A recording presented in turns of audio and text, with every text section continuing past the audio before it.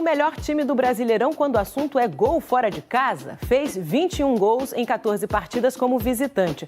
Mas segunda no Maracanã, clássico contra o Fluminense. Olha aqui, o que é pra gente falar? O Vasco só vai jogar segunda, né? E é um clássico contra o Fluminense. Mais de 30 mil ingressos já foram vendidos, setor norte esgotado. Os dois clubes estão projetando aí a vaga na Libertadores. E cadê a camisa nova? Que a gente tem um minuto. Obrigada, Alex. Cadê a camisa nova? Cadê? Tem pro cara?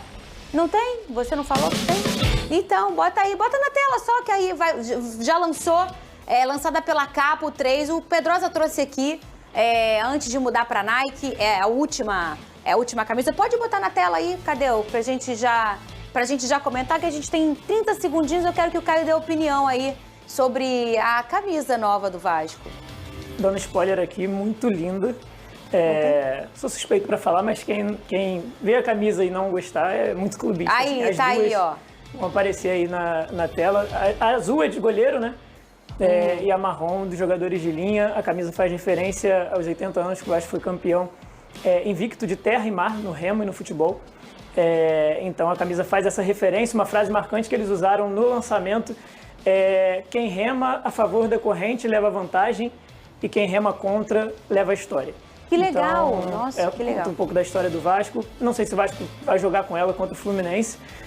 Acredito que vá. Em 2023, o Vasco também lançou o terceiro uniforme contra o Fluminense e venceu. Então, espero que o resultado seja o mesmo. Muito bem, muito bonita. Ai, vai parcelar lá em casa. Já parcelou a sua? Quem vive uma grande fase na atual temporada é o Vasco da Gama. O time comandado pelo técnico Fernando Diniz só perdeu um dos últimos 10 jogos. E agora começa a olhar para a parte de cima da tabela do Brasileirão. O Cruz Maltino só volta a campo na próxima segunda-feira, quando encara o Fluminense no Maracanã. Para esse duelo, o volante Hugo Moura, expulso na última rodada, cumpre suspensão. Tietê deve ser o seu substituto. No ataque, Verrete deve ser mantido no banco de reservas, com Andrés Gomes entre os titulares e Rayán como centroavante.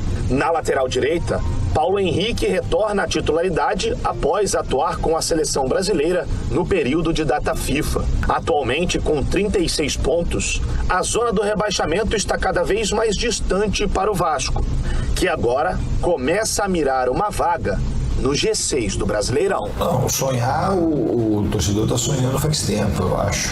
Com isso, e a gente também.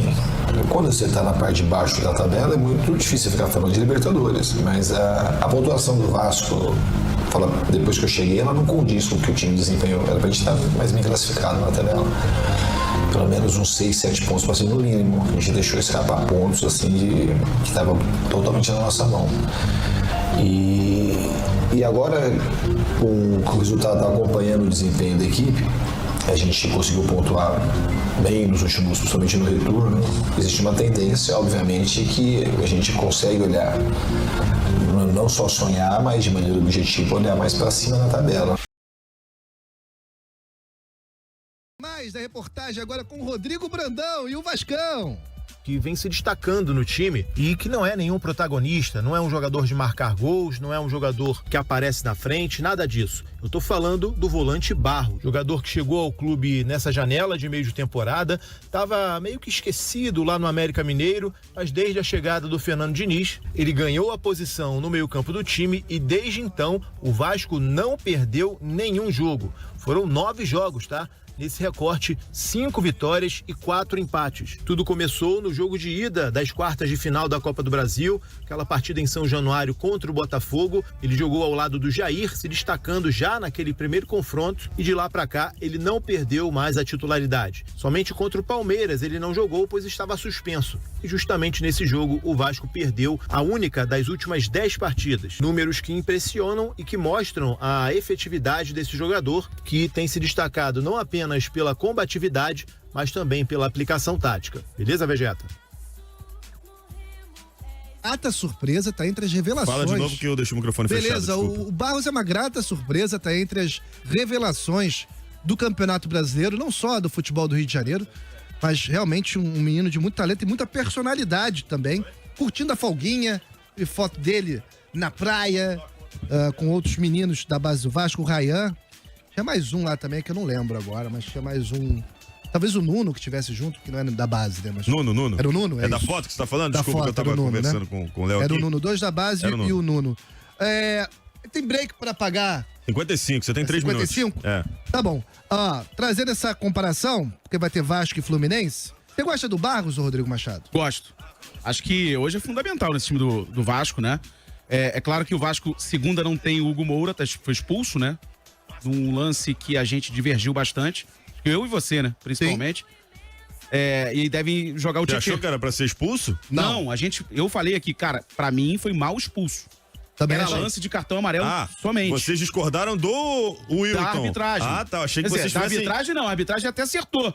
Deu cartão amarelo. O VAR é que chamou e aí eles, num consenso, né, eles cancelaram o cartão amarelo e deu o vermelho pro Hugo Moura. Eu tomei um susto porque pelo que você disse, eu achei que vocês tivessem discordado. O programa não tá tumultuado o suficiente? Eu e o Eu Vegeta... falei, pô, não é possível que alguém achou que era pra expulsão do Moura. Eu e o Vegeta, a gente você daqui vai ter um grupo de vascaínos do esperando jogo que o Hugo Moura foi mal expulso, tá? Era lance para cartão amarelo e foi imprudente. Beleza. Então vai jogar, ou deve jogar, pelo menos, o Tietê ao lado do Barros. Agora, com Barros em campo, essas estatísticas estão todas sendo quebradas em 2025, tá? Mas com Barros em campo, o Vasco ainda não perdeu. O Vasco vai perder em algum momento com o Barros em campo. Vai.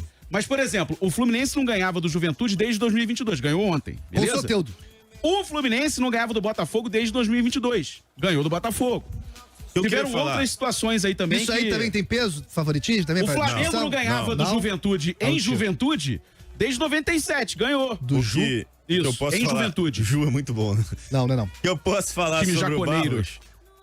Antes do Barros voltar, eu estava cobrando saúde ao time do Vasco. Porque pra você jogar da maneira como o Diniz trabalha as suas equipes, você precisa de pulmão, você vai correr os 90 minutos. Os volantes do Vasco eram Jair e Tietê. 2 volantes que não têm a característica de pitbull que o Barros tem, por exemplo, que o Hugo Moura tem. Sim. Com a chegada do Barros, o Vasco ganhou essa vitalidade no meio-campo. E qualidade. Além da qualidade, né? Não é só a vitalidade, ele não só corre, ele não entra em campo pra fazer um cardio, não. Ele tem capacidade pra desarmar, bate também quando tem que bater, que às vezes o jogo de futebol pede isso, né? No bom sentido, né? Você faz uma falta ou entra de maneira mais firme numa jogada. E essa proteção que ele trouxe ao sistema defensivo fez com que o Cuesta e o Robert Renan tivessem paz pra estrear. E hoje eles formam a dupla de zaga do Vasco e estão muito bem. E ao mesmo tempo potencializou o Ryan e o Felipe Coutinho. Porque o Barros joga por eles, diminui as obrigações defensivas dos dois. Ele corre pelos dois, ele marca pelos dois, que não voltam com a frequência que tinham que voltar outrora. Mas tem que ter o Hugo Moura ali também, que ele tome menos cartões. Mas não vai que ele jogar seja no mais... Não vai jogar, deve jogar o Tietê. O Vasco, o 11 do Vasco, quase não dá pra abrir mão. Eu digo quase porque o Tietê é um jogador, por exemplo, que entra bem. Tem poucos ali que... Mas a altura realmente é fundamental o Vasco ter ali eu acho, a zaga do Vasco melhorou um milhão de porcentos sem João Vitor e sem o menino que só vive lesionado, que veio do Atlético Mineiro. Sem o Cuesta só com o Robert Renan, caiu de rendimento. Sem o Robert Renan só com o Cuesta, com certeza vai cair de rendimento. Então, assim, é bom...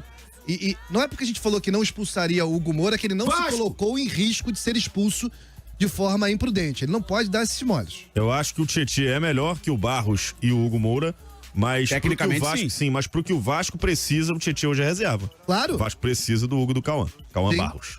É verdade.